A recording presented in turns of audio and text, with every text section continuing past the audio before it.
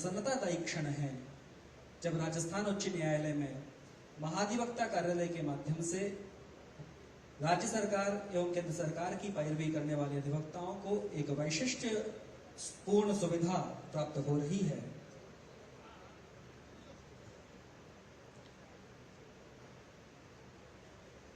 हम बेहद गौरवान्वित महसूस करते हैं हमारे महंगे मेहमानों को, अनमोल अतिथियों को हमारे बीच पाकर।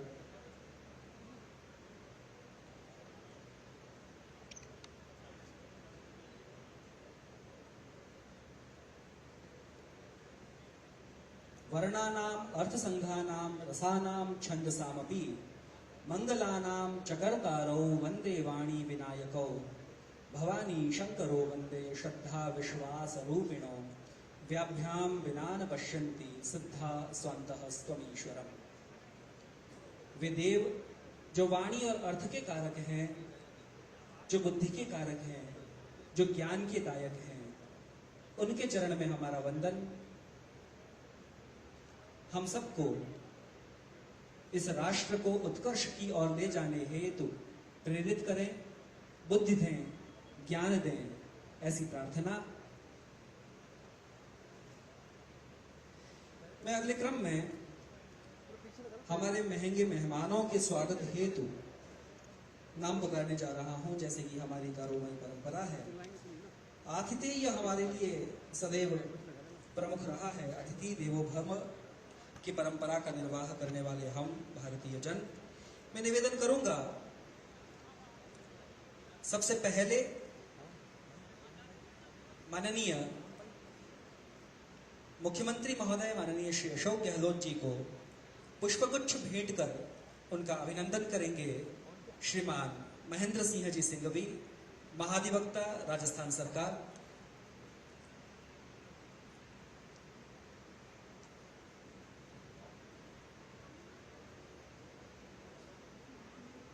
मेरा अनुरोध अतिरिक्त महाधिवक्ता श्री संदीप शाह से कि वे मुख्य न्यायाधीश माननीय न्यायमूर्ति ऑगस्टिन जॉर्ज मसीह साहब को पुष्पगुच्छ भेंट करावें।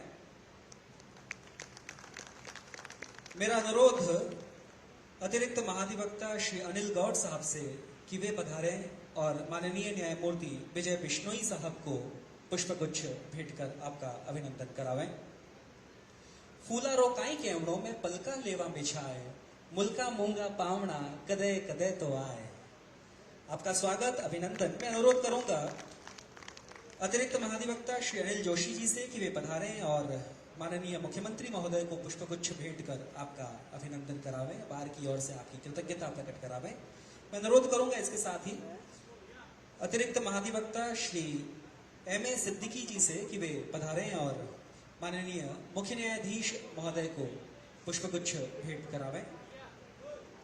मेरा आग्रह, मेरा अनुरोध अतिरिक्त महाधिवक्ता श्री सुनील बेनीवाल जी से कि वे भी मंच की जानिब पधारें और माननीय न्यायमूर्ति विजय बिश्नोई जी का पुष्पगुच्छ से अभिनंदन करावें। मेरा आग्रह अतिरिक्त महाधिवक्ता श्री करण सिंह जी राजपुरोहित से भी कि वे पधार कर माननीय मुख्यमंत्री महोदय को पुष्पगुच्छ भेंट करावें। शब्दों से स्वागत करते हैं, भावों से करते अभिनंदन। शुभागमन तब शुभ दर्शन से पुलकित हुआ सभी का मन। आपका यहाँ होना हमारे लिए गौरव बढ़ाने लायक है। आपके पधारने के हेतु हम आप सबके आभारी हैं अतिथिगण के। मैं निवेदन करूंगा श्री पंकज शर्मा जी से, अतिरिक्त महाधिवक्ता, आप पधारें और मुख्य न्यायाधीश महोदय को पुष्पगुच्छ भेंट करावें। मेरा अनुरोध अतिरिक्त महाधिवक्ता श्री सुधीर टांग जी से भी कि वे पधार कर माननीय न्यायमूर्ति विजय बिश्नोई जी को पुष्पगुच्छ भेंट करावें। स्वागत अभिनंदन के इसी क्रम में मेरा अनुरोध अतिरिक्त महाधिवक्ता श्री मनीष व्यास जी से कि वे पधारें और माननीय मुख्यमंत्री महोदय को पुष्पगुच्छ भेंट कर उनका अभिनंदन करें। मैं अनुरोध करूंगा राजकीय अधिवक्ता माननीय के बिस्सा जी से कि वे पधारें और सम्माननीय मुख्य न्यायाधिपति ऑगस्टिन जॉर्ज मसीह साहब को पुष्पगुच्छ भेंट करावें। मेरा अनुरोध श्री एल के पुरोहित जी से भी कि वे पधारें, श्रीमान लोटकरण जी पुरोहित, और माननीय न्यायमूर्ति विजय बिश्नोई जी को पुष्पगुच्छ भेंट करावें।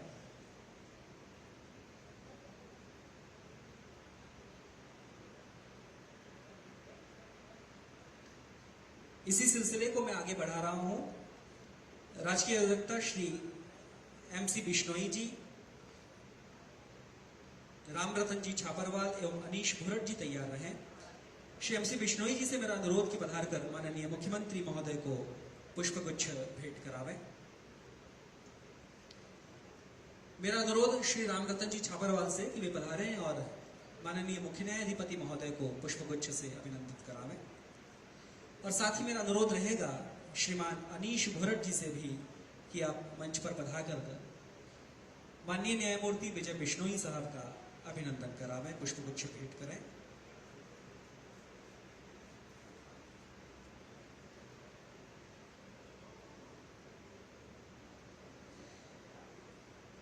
पुष्पों से भावनाओं के संप्रेषण के इस यत्न के पश्चात शब्दों से अभिनंदन का क्रम हम आगे बढ़ा रहे हैं। मैं अनुरोध करूंगा राज्य के महाधिवक्ता माननीय महेंद्र सिंह जी सिंघवी से कि कृपया माइक्रोफोन पर पधारें और स्वागत भाषण के शब्द कहें। माननीय महेंद्र सिंह जी Singhvi.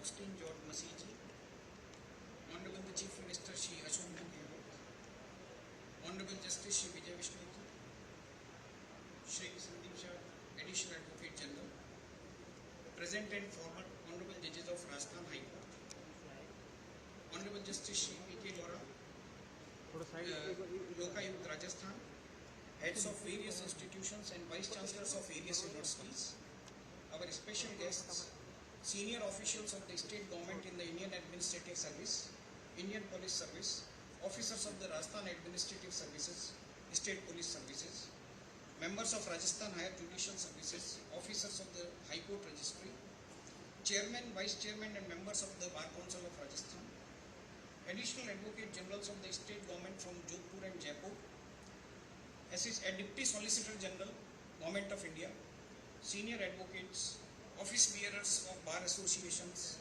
all law officers and advocates of the state government, print and electronic media persons, ladies and gentlemen.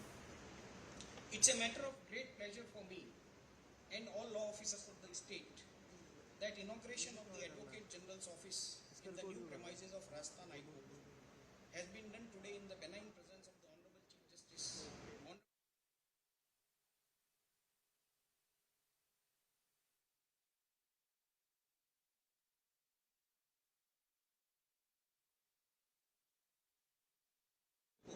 Has been completed and expressed our desire for his presence to inaugurate it, which he happily accepted.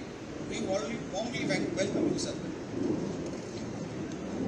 When we requested Honorable Chief Justice for inauguration, His Lordships gladly accepted our request, and even though, as per the schedule, the sitting of the Honorable Chief Justice was to be held at Jaipur, but His Lordships obliged us by accepting our request. We heartily welcome Honorable Chief Justice. We requested Honorable Justice Vijay Bishnoi for his gracious presence on the occasion of inauguration of the Advocate General's building, and he not only gladly accepted our invitation, but being chairman of the building committee, extended full support of the High Court administration for organizing the event. We heartily welcome you, sir. Honorable Judges of Rajasthan High Court, sitting and former, have spared their valuable time and have graced this occasion. I heartily welcome Your Honor, Sir and Ma'am. We also welcome Honorable Justice P.K. Lora, Lokayukt Rajasthan, for having kindly accepted our invitation, for having graced the occasion by his presence. We heartily welcome you, sir.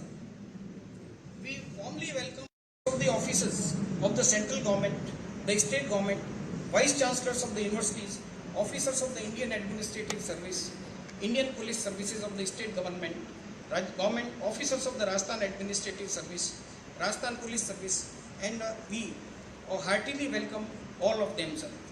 We extend our heartily welcome to the officers of Rajasthan Higher Judicial Services who are working as presiding officers and those who are working on the administrative side in the Rajasthan High Court.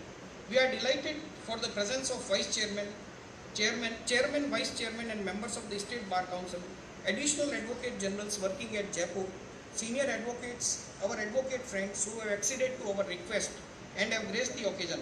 We heartily welcome all other guests present in the program. We extend warm welcome to the media personnel, both print and electronic, who not only accepted our invite but have agreed to give coverage to the event in respective mediums.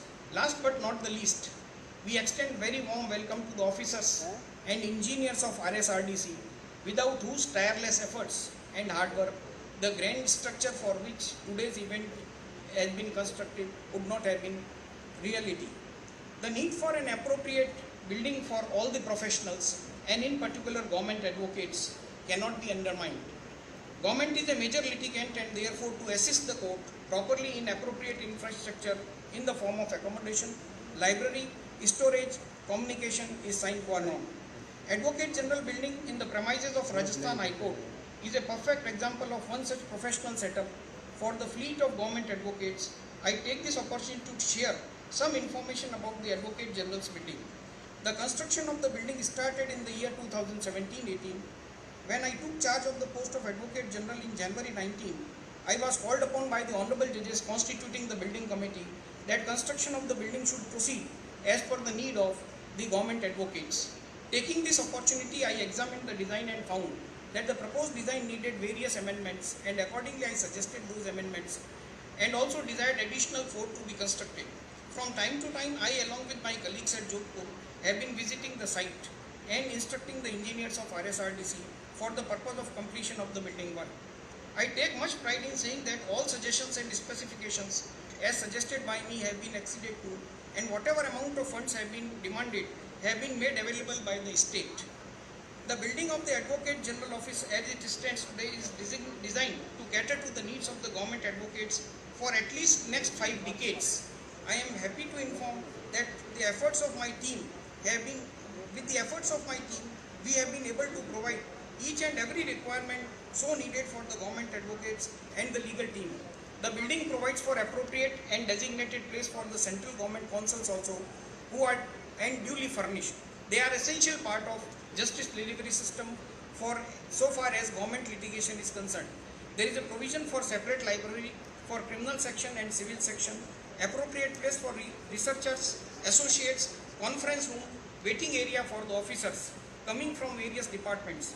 The building is well equipped with paraphernalia to have meetings both physically and virtually, which I believe will give long way in facilitating the work of law officers, and they will be able to properly assist the honorable courts. Library and files are going to be digitized. We will have not only physical library but digital library. All the files will be gradually digitized and they will be available on the cloud and the other softwares. It has been the endeavor of me and my team to ensure that the building provides a conducive work environment for the law officers of the government so as to increase their efficiency and output.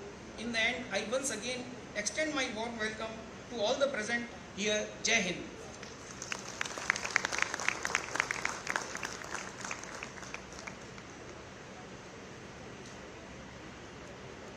धन्यवाद माननीय महाधिवक्ता महोदय का। जैसा कि आप सब लोग आज यहाँ एकत्र हैं नवीन भवन के उद्घाटन समारोह में, यह नवीन भवन किन विशेषताओं के साथ, किन विशेषताओं को अपने भीतर समाये हुए है, इसके वैशिष्ट्य से संबंधित एक छोटी सी डॉक्यूमेंट्री अभी आप अपनी स्क्रीन के जो पार्श्व में, मंच के पार्श्व में जो स्क्रीन लगी हुई है उस पर आप देखेंगे, और मंच पर विराजमान अतिथियों के लिए स्क्रीन सामने है। मैं व्यवस्थाओं में लगे साथियों से अनुरोध करूंगा कि वो फिल्म डिस्प्ले की जाए।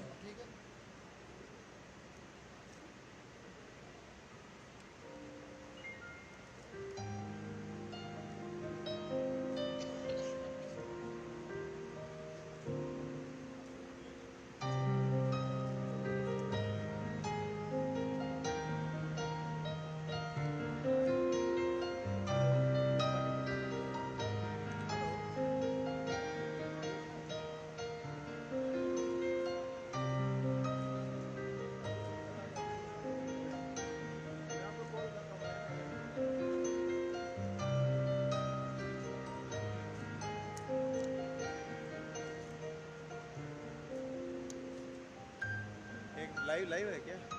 लाइव चल रहा है।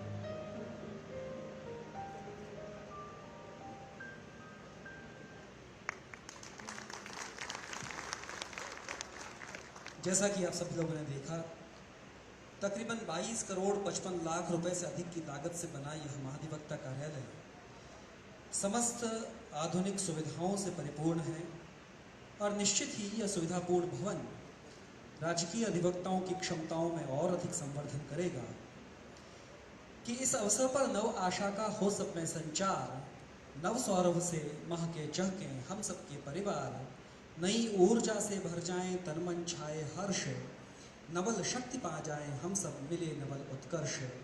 ऐसी ही सद्भावनाओं के साथ मैं निवेदन करूंगा अगले पायदान पर माननीय न्यायमूर्ति जस्टिस विजय बिश्नोई साहब से कि आप माइक्रोफोन पर पधारें और मार्गदर्शन के शब्द कहें। माननीय विजय बिश्नोई जी। राजस्थान उच्च न्यायालय के मुख्य न्यायाधीश श्रीमान ऑगस्टीन जॉर्ज मसीह साहब, राजस्थान के मुख्यमंत्री माननीय अशोक जी गहलोत साहब, इस कार्यक्रम में उपस्थित मेरे भ्राता तथा बहनें न्यायाधीशगणों, राजस्थान जुडिशरी के judicial officers, bar council of Rajasthan के मेंबर्स, बार एसोसिएशन के मेंबर्स, अधिवक्ता बंधुओं और यहाँ उपस्थित सभी भाइयों और बहनों, आज बड़ी खुशी का दिन है कि महाधिवक्ता कार्यालय, अतिरिक्त महाधिवक्ता कार्यालय, एडिशनल सॉलिसिटर कार्यालय के नवीन भवन का आज लोकार्पण हुआ है। बहुत ही अच्छी बिल्डिंग बनी है और जैसा कि अभी महेंद्र जी सिंघवी साहब ने आपको इसके अंदर पूरा बताया इसका कि किस तरह से बिल्डिंग में कितने रूम्स हैं और कितने इसके अंदर खर्च हुआ है, क्या क्या फैसिलिटीज़ है, लाइब्रेरी एंड एवरीथिंग जो इसके अंदर है। और हमने भी अभी बिल्डिंग का अवलोकन किया, बिल्डिंग बहुत ही सुंदर बनी है। साथियों, राज्य सरकार सबसे बड़ा पक्षकार इस उच्च न्यायालय में नहीं, देश की सभी न्यायालयों में सबसे बड़ा पक्षकार जो है सरकार ही होती है। और जहाँ अगर सबसे बड़ा पक्षकार है तो वाजिब है कि उसके अधिवक्ताओं की संख्या भी बहुत ज़्यादा होती है और एक उनके ऊपर जिम्मेवारी रहती है कि वो किस तरह से कोर्ट को असिस्ट करें और क्या जिसमें एक कानून में कोई जो बात हो वो निकल कर आए। आज पूरे देश के अंदर जो व्यक्ति अंतिम पंक्ति में बैठा है उसको एक ही उम्मीद है और वो है न्यायपालिका। इसलिए हम अधिवक्ताओं पर और हम न्यायाधीशों पर ये दायित्व एक बहुत ज़्यादा बढ़ जाता है, एक रिस्पॉन्सिबिलिटी मल्टीफोल्ड हो जाती है कि हम किस प्रकार से एक जो न्याय, जिस व्यक्ति को न्याय चाहिए उसको न्याय कैसे दिलाएं। सरकार सबसे बड़ा पक्षकार है, इसलिए सरकार की असिस्टेंस की बहुत ज़्यादा ज़रूरत है कोर्ट्स के अंदर। लेकिन उस असिस्टेंस के लिए ज़रूरी है कि सभी को, जो सरकारी वकील हैं, उनको एक अच्छा एटमॉस्फेयर यहाँ पे दिया जाए। सरकारी वकील क्यों, दूसरे वकीलों को भी बहुत अच्छा एटमॉस्फेयर दिया जाए। अभी आप सब लोगों ने देखा होगा एडवोकेट्स चैम्बर्स यहाँ पे हमने बहुत स्पेशियस और बहुत अच्छे बने हैं, जिसका सभी अधिवक्तागण जो प्रयोग ले रहे हैं वो बहुत अच्छी तरीके से ले रहे हैं। एक बात सही है कि न्यायालयों में मुकदमों का भार बढ़ा है, उसके कई कारण हो सकते हैं, लेकिन हमको उन कारणों में नहीं जाना। लेकिन एक प्रकार से हम सभी मिलकर के और इसके अंदर एक ये प्रयास करें कि जो मुकदमों की पेंडेंसी है उसको कम कैसे किया जाए और आम जनता को राहत कैसे पहुंचाई जाए। हम सभी अधिवक्ता, सभी न्यायाधीश और जो भी जुडिशियल ऑफिसर्स हैं, बाकी सभी हम काम करते हैं, और जब हम काम करते हैं तो उसकी कभी कभार आलोचना भी होती है, लेकिन हमको उस आलोचना की प्रतिक्रिया देनी नहीं है, उसकी परवाह भी नहीं करनी है। हमें हमारे हमारे को जो दायित्व है, हम एक नागरिक के प्रति, एक हमारे क्लाइंट के प्रति जो हमारा दायित्व है, उसमें बिना किसी व्यवधान के हमें न्याय की जो व्यवस्था है उसको सुचारू रूप से चलाना है। बहुत ही अच्छी बात है आप इतनी बड़ी संख्या में यहाँ पे पधारे, और जो सरकारी अधिवक्ता हैं उनके लिए एक बहुत बड़ी फैसिलिटी क्रिएट की गई है। हम उम्मीद करते हैं कि आइंदा से जब ये सरकारी असिस्टेंस जो हमको प्राप्त होएगी वो बहुत ही अच्छी और बहुत ही, उनके पास किसी प्रकार का ये बहाना नहीं रहे कि सब आज फाइल मिली नहीं, आज हमारे पास में समय नहीं था, ये किसी प्रकार का कोई बहाना नहीं रहे। और उम्मीद करते हैं कि अब सरकारी वकीलों के पास में संसाधनों की कोई कमी नहीं है और वो बहुत ही अच्छी तरह से सरकार की पैरवी करेंगे, न्याय व्यवस्था को दिलाने में एक आम आदमी की, नागरिक की मदद करेंगे। मैं बहुत आभारी हूँ माननीय महाधिवक्ता श्री महेंद्र सिंह जी सिंघवी का, कि उन्होंने आज ये अवसर मुझे प्रदान किया और एक न्यायपालिका को एक इतनी बड़ी आपने उपहार स्वरूप ये बिल्डिंग जो करवाई है। हम सभी आपके महाधिवक्तागण के बहुत आभारी हैं। आप इतनी बड़ी संख्या में लोग पधारे, मुझे समय दिया, मैं सभी को एक बार फिर नमस्कार करता हूँ। जय हिंद, जय भारत। बहुत बहुत धन्यवाद माननीय न्यायमूर्ति जस्टिस विजय बिश्नोई साहब का। आपके शब्द, आपके संदेश हम सब लोगों के लिए निश्चित ही प्रेरक होगा। मैं इसी क्रम में अब निवेदन करूंगा राजस्थान उच्च न्यायालय के मुख्य न्यायाधिपति माननीय जस्टिस ऑगस्टीन जॉर्ज मसीह साहब से कि वे माइक्रोफोन पर पधारें और अपने मनोभाव उद्गार करें। माननीय ऑगस्टीन जॉर्ज मसीह साहब।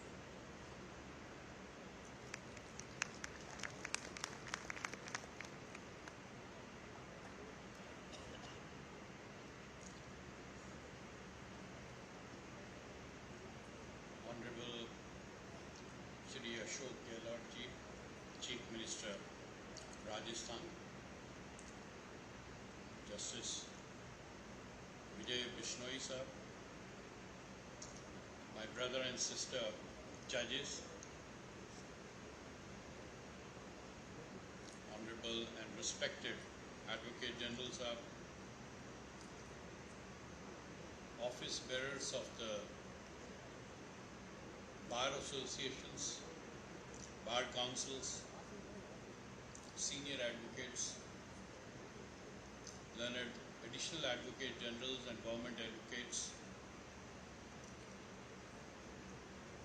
deputy solicitor general, learned members of the bar, officers and officials of the government, ladies and gentlemen. I am thankful to the Advocate General, the Advocate Generals and the Additional Advocate Generals and the government advocates for having invited me for this auspicious occasion of inaugurating the new building of the Office of the Advocate General in the Rajasthan High Court premises at Jodhpur.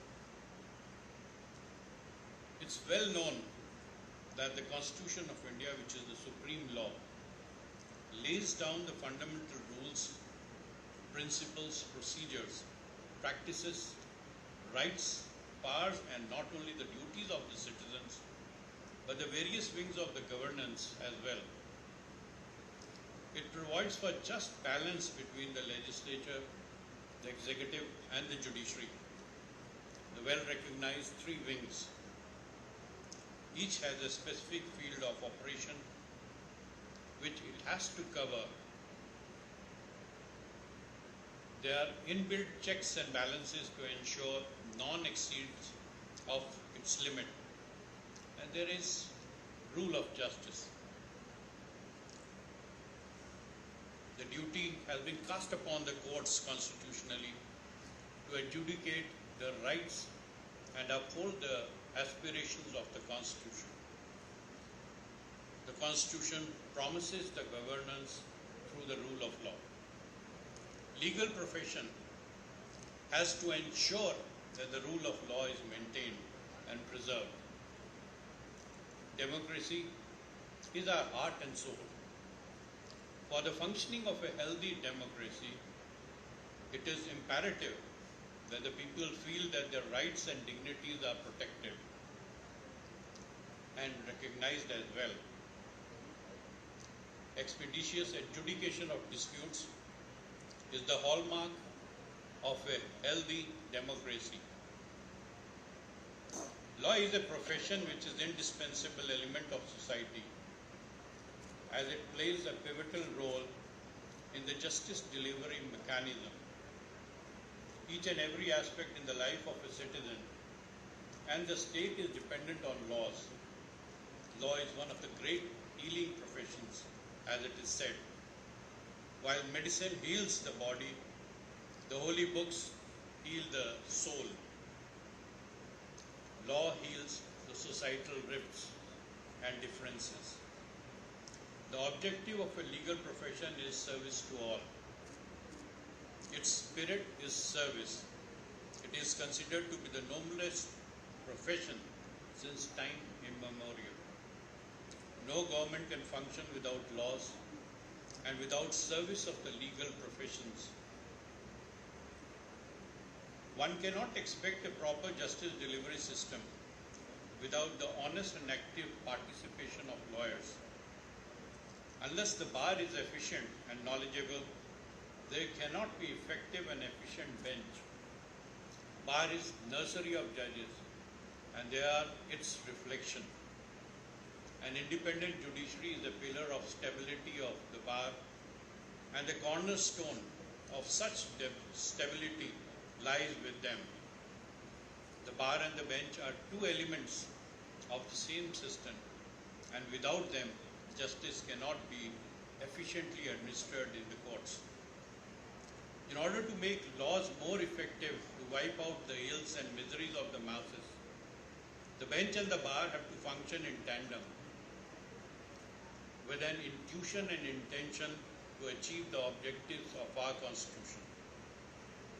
It is noteworthy that the Advocate General is appointed under Article 165 of the Constitution, and thus is not only holding an exalted and prestigious position, but is performing a constitutional responsibility. He is the supreme law officer of the state. He is the head of the Office of the Advocate General and is assisted by the team of law officers such as the additional Advocate Generals, government advocates, etc. He is advising the state government on all legal issues. He defends and protects the interests of the state government and gives invaluable legal guidance to the state government in formulation of its policies and its execution. He also advises in the decision-making process of the government. For performance of these duties and fulfilling these responsibilities, an office is an essential part. This newly constructed building, which shall house the office of the Advocate General at Jodhpur, is a magnificent 4-storied building which is equipped with latest technology and infrastructure facilities, including the central air conditioning system, which is the essence for making the system work properly, as in a comfortable environment, you are able to perform better. There is ample space for accommodation of the staff members also, who also have the same facilities as far as the air conditioning and others are concerned. So these facilities, as brother has also already pointed out to you, would leave no excuse at the hands of the government council now to take dates. Well, I need to emphasize upon that because this can no more be a ground now, and I think the courts should not accommodate them on that score. With the induction of this glorious building, having all modern amenities, the time has come for introspection to find out the improvements which can be made in the justice delivery system, so that the common man is able to get justice expeditiously and inexpensively. On this occasion, I call upon the lawyers, that is the bar, to cultivate a habit of continuous learning to improve their competence to handle the growing legal challenges, and also to maintain the dignity, decency and decorum of the pro bono public service confessed by Mahatma Gandhi, Lenin, Lincoln, and all other galaxy of great men, so as to ensure that law remains and acts as a social engineer to safeguard the rights and values enshrined under the Constitution. I am aware of the fact that there is a litigation policy by the state, but unfortunately the state itself is not sticking to it. Of late, unfortunately, there have been appeals which have been filed against the orders passed by the learned single judges, which in my opinion, and I think by and large my brother and sister judges will also say so, are unnecessary and uncalled for. The amount of money spent on filing an appeal is much more than what probably would be the liability. Well, this aspect probably I am emphasizing upon because the Chief Minister is here, the Learned Advocate General is here. We need to have a proper policy, and if you have one, please implement it. Because unless you implement the said policy, it remains a piece of paper lying in a file which is of no use, as it is not being actually used. I am pointing it out specifically because on the other day, costs had to be imposed and we were forced to impose costs. If you want that to happen because of wasting the court time, wasting the energy of so many other resources, we are for it, we'll do that, we have no qualms on that. But that is unnecessary litigation and increase of litigation. My intent is not to really discourage litigation which is required. Orders in any case are opinions of the judges. They need to be tested in the higher court. But when it has been settled up to the Honorable Supreme Court, and that too in matters relatable to our own state, then actually it doesn't sound to logic and reason. Why off and on these things are happening?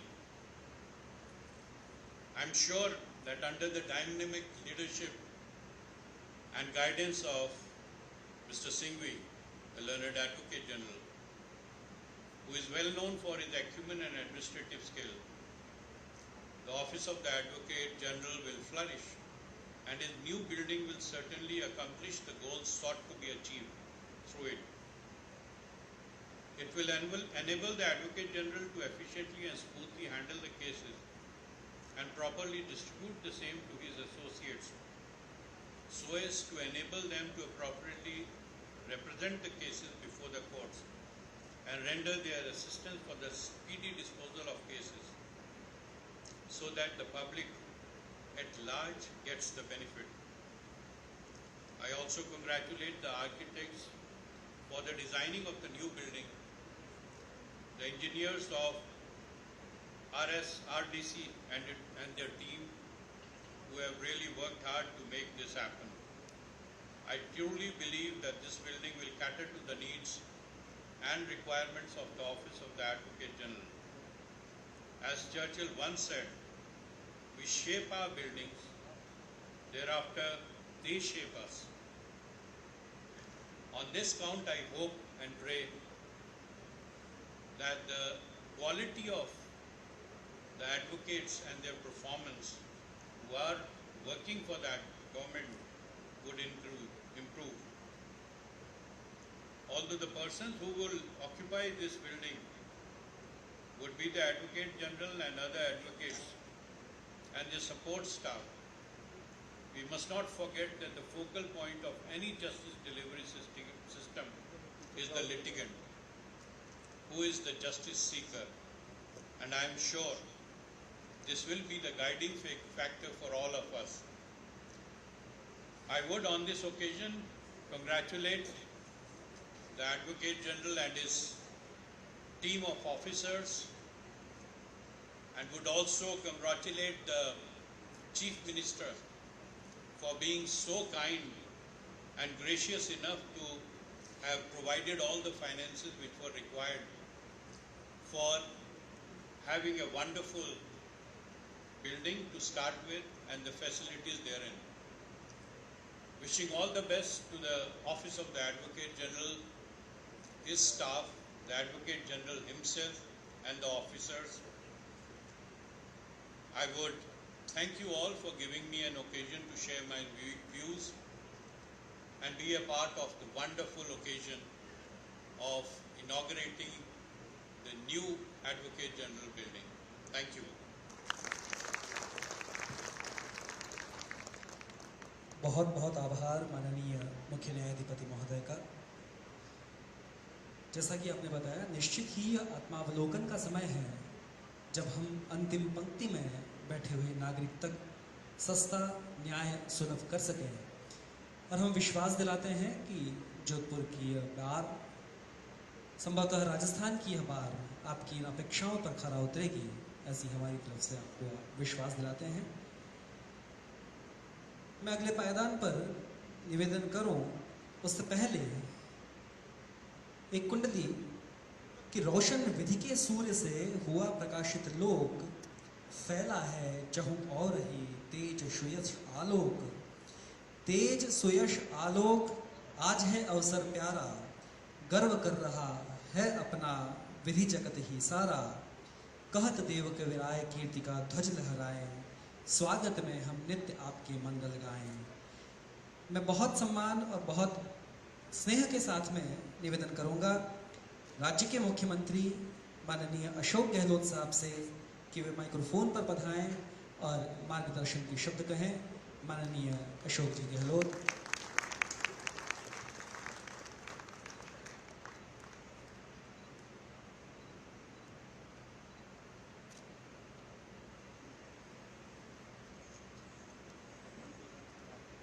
समारोह के मुख्य अतिथि माननीय मुख्य न्यायाधीश Augustine George Masih ji, justice Vijay Bishnoi ji, Mahendra Singh ji, justice Arun Bansali ji, justice Pushpendra Bhati ji, justice Dinesh Mehta ji, justice Kuldeep Mathur ji, justice Madan Gopal Bais ji, justice Rekha Borana, justice Nupur Bhati, justice R P. Soni ji और तमाम उपस्थित हमारे एडवोकेट जनरल एडी साहब और एडी साहब, न्यायिक अधिकारीगण और हमारे विद्वान देवता का भाई और बहन, आज एजी ऑफिस के नए कार्यालय के शुभारंभ अवसर पर मुझे भी अवसर मिला है यहाँ आने का। मैं महेंद्र सिंह जी का धन्यवाद करता हूँ कि और मुबारकबाद देता हूँ कि बहुत शानदार एजी ऑफिस के कार्यालय का उन्होंने जो भूमिका निभाई है बनवाने के अंदर। मुख्य बात वो है जब से वो एजी बने तब से लगातार इस बात का उन्होंने प्रयास किया किस प्रकार से यहाँ पर एक शानदार ऑफिस बने। वैसे भी आप सब जानते हैं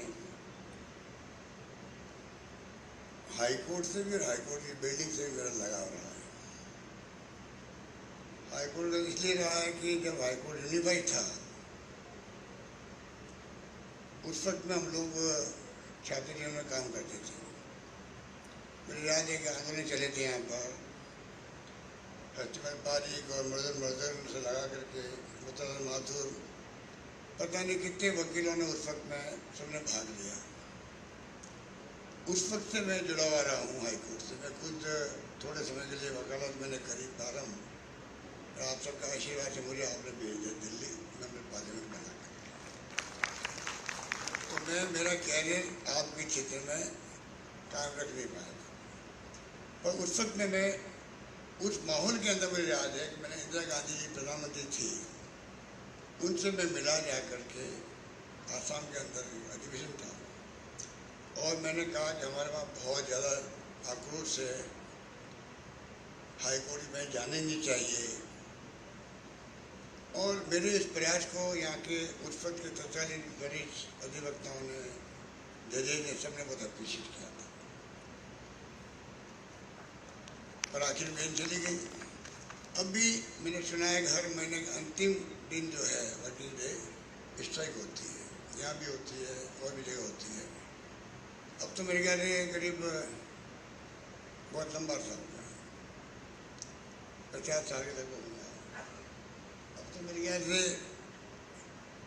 ये परंपरा ख़त्म करनी चाहिए, मेरा मानना है। मैं कुछ पहले नहीं कर रहा हूँ जयपुर की या उदयपुर की किसी की, मैं खाली कह रहा हूँ कि मतलब एक फैसला हो गया, उसके बाद में अब जो है चाहे बेंच हो चाहे अपने मुख्य पीठ हमारी खुद की जोधपुर की है, सबके जजेज सबके एडवोकेट साहब सब उसी एक्सपीरियंस से काम कर रहे हैं। जगह से मेरा लगाव इसलिए है कि ये जगह साइट सिलेक्शन में मेरा भी हाथ था। जब चीफ जस्टिस अनिल सिंह आए थे तब हम लोग 2-3 साइट देखी थी जाकर के यहाँ पर जोधपुर का में ये साइट पसंद आई। 2006 के अंदर शिलान्यास हो गया पर काम आगे नहीं बढ़ पाया और मेरे सरकार बदल गई थी उस वक्त में। वापिस जब मैं बना चीफ मिनिस्टर 2009 के अंदर, तब हम लोगों ने 110 करोड़ रुपये मंजूर किए और इस काम को प्रारंभ करवाया। आज ये शानदार बिल्डिंग बनी है जो मेरे ख्याल से अभी मैं महेंद्र जी को पूछ रहा था, शायद ऐसी बिल्डिंग हिंदुस्तान में कहीं नहीं होगी हाई कोर्ट की जो जोधपुर में। शानदार बिल्डिंग का इंफ्रास्ट्रक्चर है, राष्ट्रपति जी का आना, CJI का आना, सुप्रीम जजेस का आना, लॉ मिनिस्टर का आना, जो प्रोग्राम हुआ था वो भी एक इतिहास बन गया जोधपुर के अंदर। तो जो जगह से लगाव हो उसके लिए धन की कमी आ नहीं सकती। ये तो जो मुझसे मांगते हैं मैं कभी मना नहीं करता हूँ। बार काउंसिल को भी हमने अभी उनके गेस्ट हाउस जयपुर में हो या जोधपुर में हो, जुडिशल एकेडमी हो, जो हमें कहा गया है, मैं जानता हूँ कि जुडिशरी का क्या महत्व है डेमोक्रेसी के अंदर भी, संविधान के अंतर्गत भी। और जुडिशरी मजबूत होगी तो लोकतंत्र बचेगा, जिसकी आवश्यकता आज भी सबसे ज़्यादा है देश की। मेरा मानना है कि सरकार और जुडिशरी के बीच में समन्वय रहना ही चाहिए हमेशा। और मैं जहाँ तक समझता हूँ कि जब हमारी सरकार आई है, हमने हमेशा इसको बनाने का रखने का प्रयास किया है।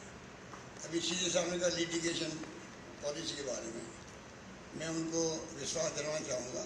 आपने भी बहुत ही कहना चाहिए इफेक्टिवली और मार्मिक आपने अपनी बातें रखी उदाहरण के सामने।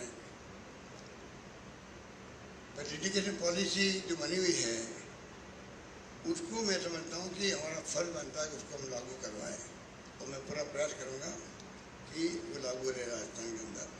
ये मेरा प्रयास रहेगा। इस मौके पर भी मैं कहना चाहूँगा कि 200 के करीब हम लोगों ने कोर्ट या तो प्रमोट किया, नए खुले हैं,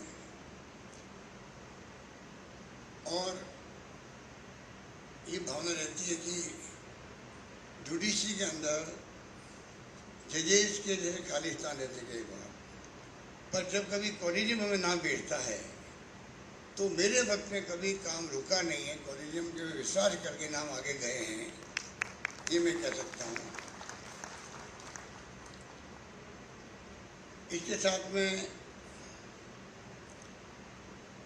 अभी एक बात मैं और कहना चाहूँगा चीफ जस्टिस साहब को, अगस्टन जॉर्ज मसी साहब को, कि राजस्थान एक ऐसी जगह है ये जो सीजे बन के आता है वो अधिकांश सुप्रीम कोर्ट जाते ही जाता है। पता नहीं आपका नंबर कब आएगा, मैं नहीं कह सकता, पर जस्टिस रविंद्र भट्ट, मतलब मैं जब मुख्यमंत्री पहली बार बना तब आप देखिए ऐसे पाटिल साहब गए या लक्ष्मणन साहब गए, दीपक मिश्रा जी, नवीन सिन्हा जी, अमिताभ राय जी, पांचाल जी, पंकज मित्र जी बाद में गए, मीरा त्रिवेदी भी गए थे बाद में, कई लोग गए यहाँ पर। वैसे तो आनंद अरोड़ा साहब यहाँ से महाराष्ट्र गए होंगे, पर सीजे तक पहुँचना बहुत बड़ी बात है। हमारे लिए गर्व की बात है कि जोधपुर के अरोड़ा साहब को एक अवसर मिला चीफ मिनिस्टर महिला बनने का। ये वक्त था कि 3 सुप्रीम कोर्ट जजेस अरोड़ा साहब, जी.एच. सिंघवी साहब, ललित भंडारी जी, 3 सुप्रीम कोर्ट जजेस, और मेरा सौभाग्य है तीनों मेरे विधानसभा क्षेत्र में ताल्लुक रखने वाले थे। आज हमारे ख्याल से कौन है अभी? कोई नहीं है। दिनेश महर्षि जी तब तो कम से कम आप भी हाथ चले जाओ, ये भी आप भी तो नेक्स्ट हो, नेक्स्ट टू सीजे आप ही हो, आपका नंबर आ रहा है, तो कम से कम कोई न कोई तो हो जोधपुर का और राजस्थान का जो सुप्रीम कोर्ट रिप्रेजेंट करे, ये हमारी भावना होनी चाहिए। और वैसे मैं समझता हूँ सुप्रीम कोर्ट की मंशा भी रहती है हर राज्य से कोई न कोई सुप्रीम कोर्ट में रहे। उस लिहाज से मैं समझता हूँ कि विष्णु जी का गाना भी बनता है, हम सब की दुआएं होगी।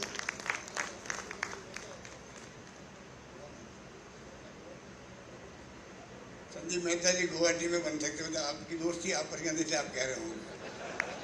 चलो आप आपस में मिल के बात करें ना, किसको भेजना है किसको जाना है।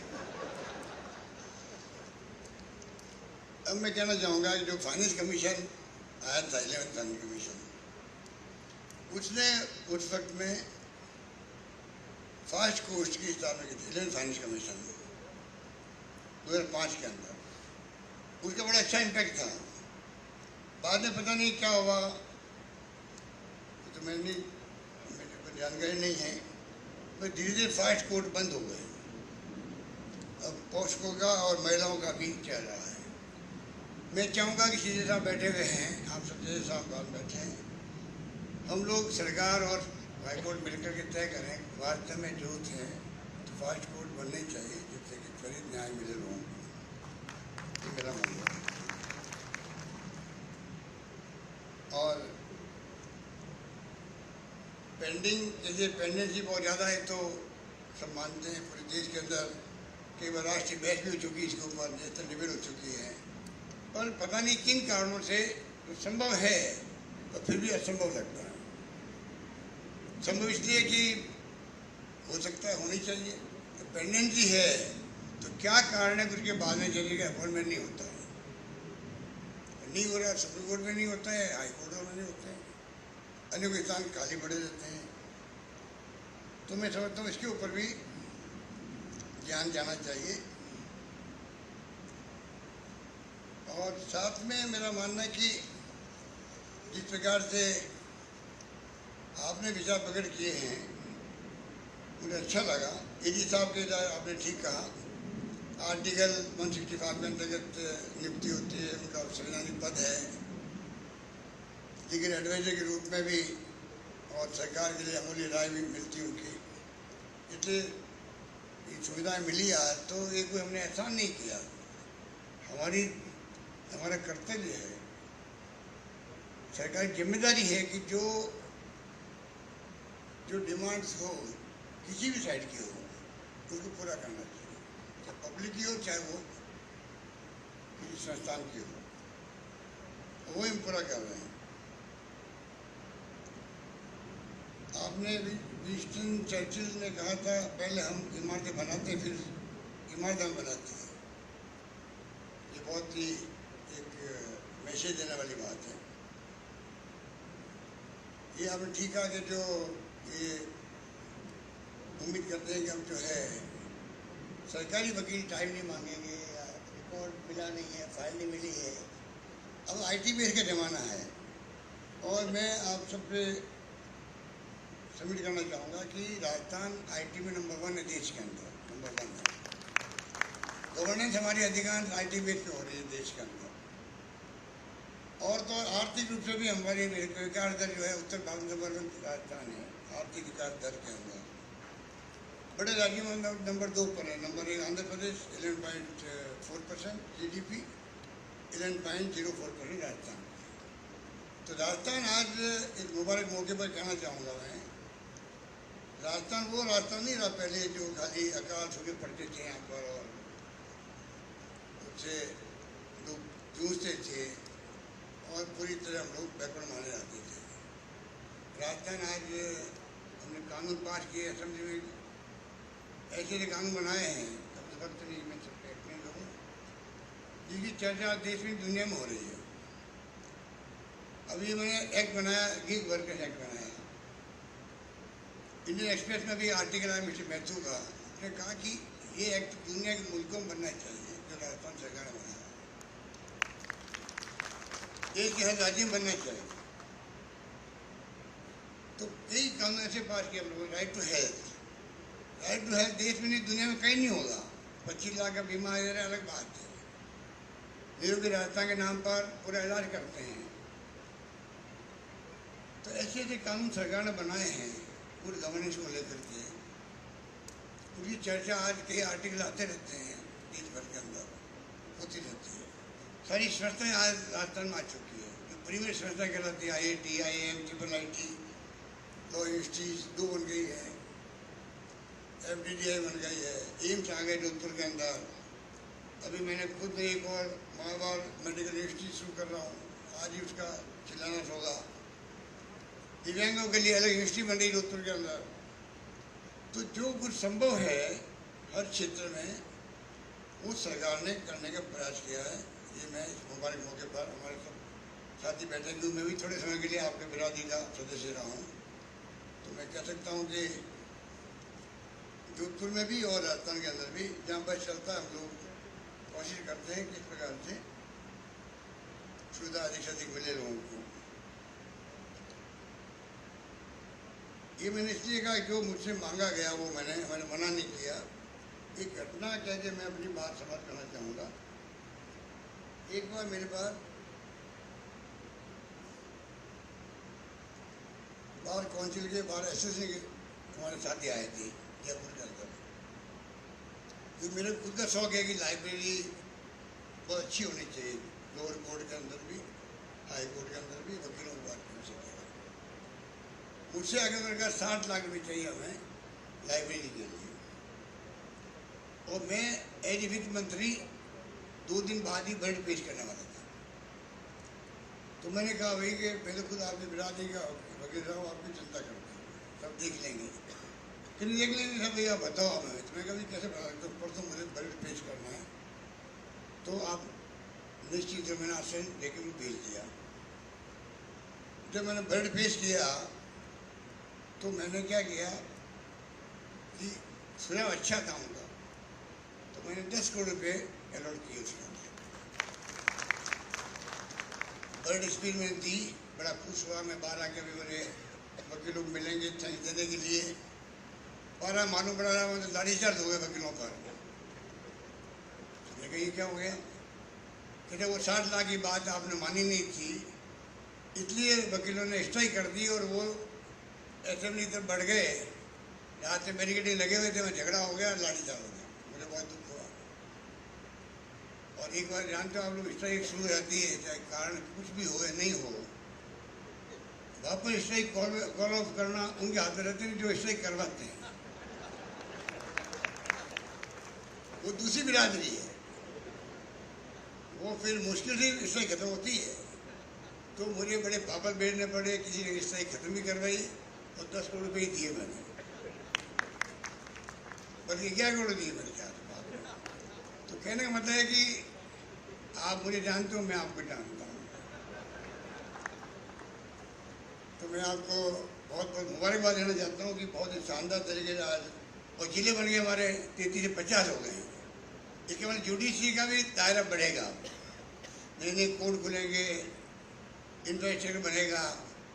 तो इसलिए मैंने अभी जो नई बात कही है, मिशन 2030 हर राजस्थान के निवासी का सपना होना चाहिए। 30 तक राजस्थान कहाँ पहुँचे, हर विषय के अंदर, शिक्षा में, स्वास्थ्य में, सुविधाओं में, योजनाओं के अंदर, कोई क्षेत्र हो अपना खुद का इंटेलेक्चुअली, वो कहाँ पहुँचे, ये हमारा सपना होना चाहिए। आपको इन्हें खुशी होगी, 2 करोड़ से अधिक लोगों ने अभी तक सुझाव दे दिया। इसका मतलब है कोरोना के अंदर मैंने प्रयास किया था, कोरोना ऐसी महामारी आ गई थी कि पता नहीं हम खुद जिंदा रहेंगे कि नहीं रहेंगे।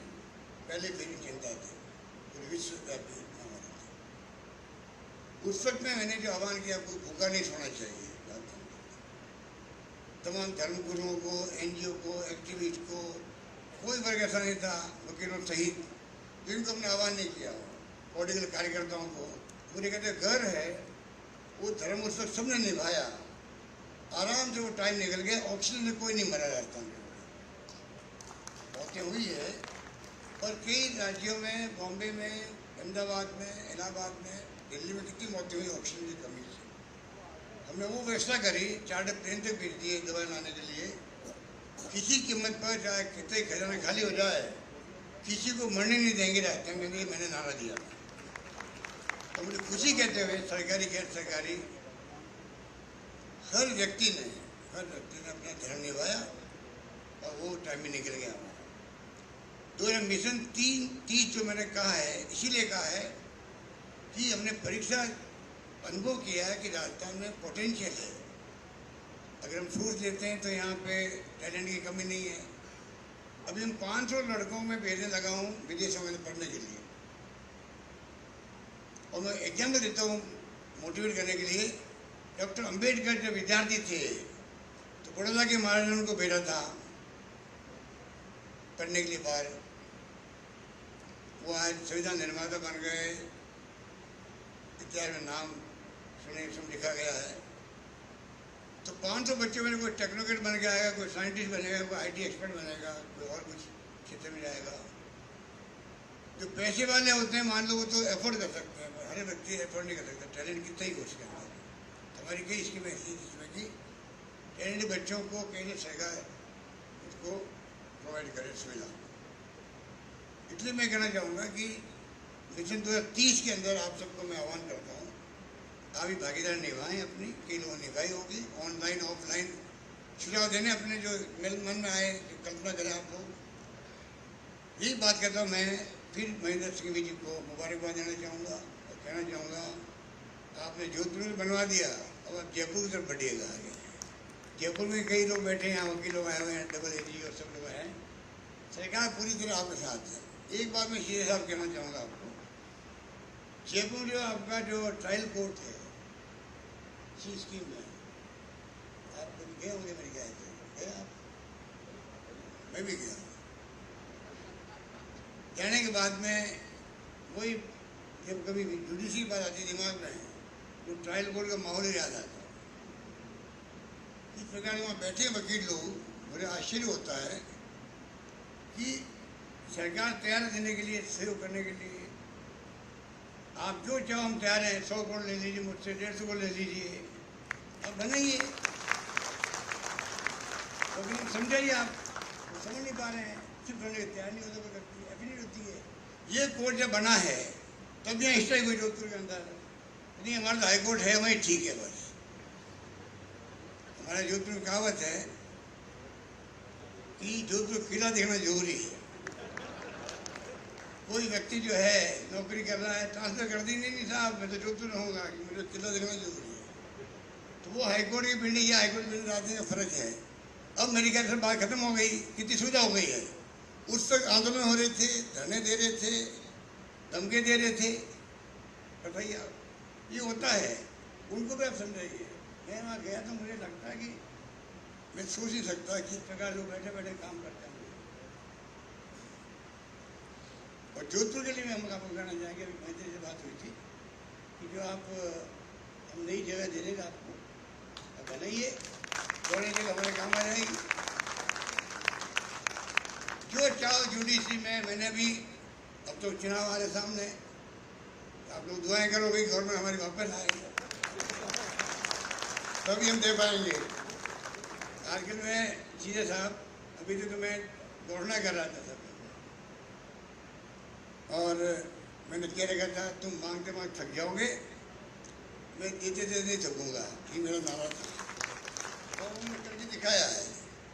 अब मैं आपको कहना चाहूँगा कि अब मैंने वो काम बंद कर दिया, तो चुनाव सामने हैं और मेरे ख्याल से 5-6 तारीख को फोटो करने लागू हो जाएगा। अब मैंने कहा मैं ये कहूँ कि भाई घोषणा करने के पहले मैं कह रहा हूँ, मैं आपको गारंटी देता हूँ, यदि कर्नाटक के अंदर चुनाव हो रहे हैं आजकल राज्यों में, तो गारंटी सिस्टम चल पड़ा है। कोई गारंटी देता है आप सरकार बनेगी, हम आपके ये काम करेंगे।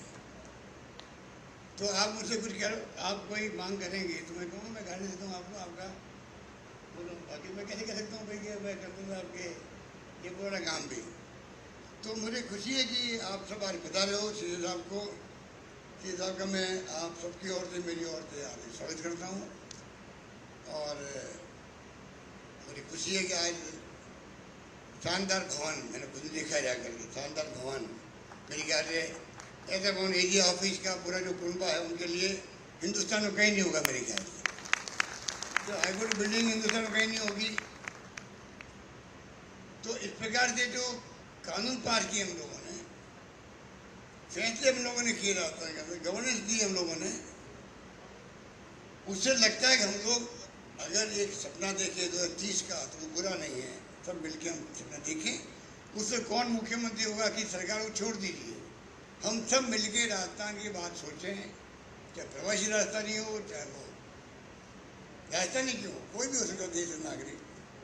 इस प्रकार से मैं समझता हूँ कि और तो और वकील साहबान की बड़ी स्ट्राइक हुई थी एडवोकेट प्रोटेक्शन बिल के लिए, वो भी हमने पास कर दिया। जो आपने मांगा हमने पूरा किया। इसलिए मैं कहना, अभी तो मेरे ख्याल से अटका पड़ा है, हर जगह में गया होगा भाई क्या। तो उसके लिए मैं एडवोकेट एसोसिएशन वालों से कहना चाहूँगा कि भाई आप भी यार जोर लगाओ। स्ट्राइक तो कर दिया आपने, मांग पूरी हो गई, तो अब आगे पास नहीं हो रहा है। तो गवर्नर साहब से मैं भी कहूँगा आप लोग बात कीजिए, सब मिलके कम से कम। वो भी नवाचार है, मैंने सुना देश में कहीं नहीं है, पहला सरकार राजस्थान सरकार जिसने एडवोकेट प्रोटेक्शन बिल पास किया है। यही बात करता हूँ, मैं अपनी बात समाप्त करता हूँ। धन्यवाद, जय हिंद, धन्यवाद। बहुत बहुत धन्यवाद माननीय मुख्यमंत्री महोदय का। मित्रों, जैसा कि माननीय मुख्यमंत्री महोदय ने कहा, यह धरती राजस्थान की शुभता से परिपूर्ण है। हाइट दे दूंगा ना तो वो डिस्टर्ब हो जाएगा। मैं इसी बात को आगे बढ़ाते हुए कहता हूँ कि मरुधर धरती है इसी, इनरो अलग बखान, रजकण में शुभतार में इनरी आप पहचान। इस गौरवमयी धरती राजस्थान और राजस्थान का सिंहद्वार जोधपुर, जहां आज महाधिवक्ता कार्यालय का उद्घाटन हमारे महंगे मेहमानों की मौजूदगी में हुआ, तो अब समय है अतिथियों के मानस पटल पर आज के इस आयोजन की स्मृतियां उकेरने की, अमिट करने की, और इस हेतु मंचासीन अतिथियों को स्मृति चिन्ह भेंट कर अपनी कृतज्ञता व्यक्त करने हेतु मैं आवाज दे रहा हूं। सबसे पहले बहन राजलक्ष्मी चौधरी जी को कि वे पधारें और माननीय मुख्यमंत्री महोदय को स्मृति चिन्ह भेंट करें। मैं अगले क्रम में आवाज दूंगा बहन अंजना जावा को। मैडम इधर वे तैयार रहें। बहन अंजना जावा से मेरा अनुरोध कि वे माननीय मुख्य न्यायाधिपति महोदय को स्मृति चिन्ह भेंट कर आपके प्रति अपनी कृतज्ञता व्यक्त करें। मैं अगले क्रम में आवाज दे रहा हूं बहन वंदना भंसाली को। वे तैयार हैं। उनसे मेरा अनुरोध कि वे पधारें और माननीय न्यायमूर्ति विजय बिश्नोई साहब को स्मृति चिन्ह भेंट कर आज के इस आयोजन की स्मृतियां हमारे अतिथियों के जेहन में अमिट करें, उनके मानस पटल पर उकेरें। इसके साथ ही उन शिल्पकारों का जो हमारी संस्कृति को इंगित करते हैं, संस्कृति के परिचायक हैं, जो देवशिल्पी विश्वकर्मा की याद दिलाते हैं, उन शिल्पकारों के अभिनंदन का भी अवसर है। आज जो भवन आपने उद्घाटित किया है और जो भवन कल से राजकीय अधिवक्ताओं के हेतु उपयोग में आने वाला है, उस भवन को जिन्होंने मूर्त रूप दिया, जिन्होंने इसकी कल्पना को साकार किया, उन शिल्पकारों के सम्मान का अवसर है। और यह सम्मान विशेष रूप से माननीय महाधिवक्ता महोदय एवं उनके समस्त साथीगण, जो साथी अधिवक्तागण हैं, राजकीय अधिवक्तागण, अतिरिक्त महाधिवक्तागण, अतिरिक्त एवं सहायक राजकीय अधिवक्तागण, वे सभी मिलकर के अपनी ओर से उन शिल्पकारों का सम्मान कर रहे हैं, शिल्पियों का सम्मान कर रहे हैं। मैं एक बार मैं नाम पुकार रहा हूं। वे सब लोग जो RSRDC के कर्मचारी हैं, आप मंच की जानिब पधार जाएं। मेरा अनुरोध RSRDC के डिप्टी GM श्री सुरेश शर्मा जी से कि वे मंच की जानिब पधार जाएं। और मैं अनुरोध करूंगा हमारे माननीय मुख्यमंत्री से कि उनका मेडल पहना करके और सम्मान करें। मैं अनुरोध करूंगा इसके साथ ही श्री कमल किशोर जी सिंघल से, आप प्रोजेक्ट डायरेक्टर हैं RSRDC में। RSRDC वो कार्यकारी एजेंसी है जिन्होंने इस भवन की कल्पना को साकार किया है। मेरा अनुरोध रहेगा माननीय CJ साहब से कि वे श्री कमल किशोर जी को मेडल पहना करके उनका बहुमान करें, सम्मान करें। मैं निवेदन करूंगा श्री जितेंद्र शर्मा जी से, आप एग्जीक्यूटिव इंजीनियर हैं RSRDC में, और जितेंद्र शर्मा जी के बहुमान है तो मेरा अनुरोध माननीय न्यायमूर्ति विजय बिश्नोई जी से कि आप पधारें। मैं आग्रह करूंगा प्रोजेक्ट ऑफिसर श्री नीरज सोनी जी से कि आप मंच पर पधारें। नीरज सोनी जी, मेरा अनुरोध माननीय CM साहब से कि आप बहुमान करें माननीय नीरज सोनी जी का। मेरा आग्रह श्री SH महोरे जी से कि आप पधारें। आप प्रोजेक्ट डायरेक्टर इलेक्ट्रिकल्स हैं RSRDC में, आपके बहुमान है तो मेरा अनुरोध माननीय CM साहब से। मेरा आग्रह श्री अजय किशन जी मूथा से कि आप भी मंच पर पधारें और आपके इस शिल्पकर्म हेतु हमारा धन्यवाद ज्ञापन माननीय मुख्यमंत्री के हाथों मेडल पहन करके आप सहेजें अपने मन में। मेरा अनुरोध जूनियर इंजीनियर बहन हेमा कुमारी जी से कि आप पधारें और माननीय मुख्यमंत्री जी के हाथों बहुमान प्राप्त करें। और अब अवसर आप सबके प्रति अपनी कृतज्ञता के ज्ञापन का, इस हेतु मेरा अनुरोध अतिरिक्त महाधिवक्ता श्री संदीप शाह जी से कि वे माइक्रोफोन पर पधारें और धन्यवाद के शब्द कहें।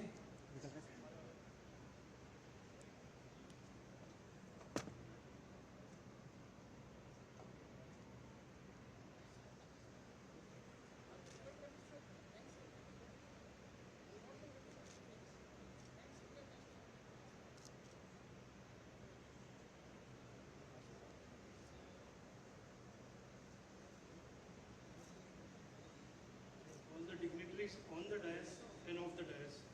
Very good afternoon to everyone present here. I consider it an absolute privilege to have this opportunity to express my gratitude to all the esteemed guests present here today. I, on behalf of the Advocate General, thank all the honorable dignitaries who have blessed us with their warm presence on the occasion of the inaugural ceremony of the new building of the Office of the Advocate General.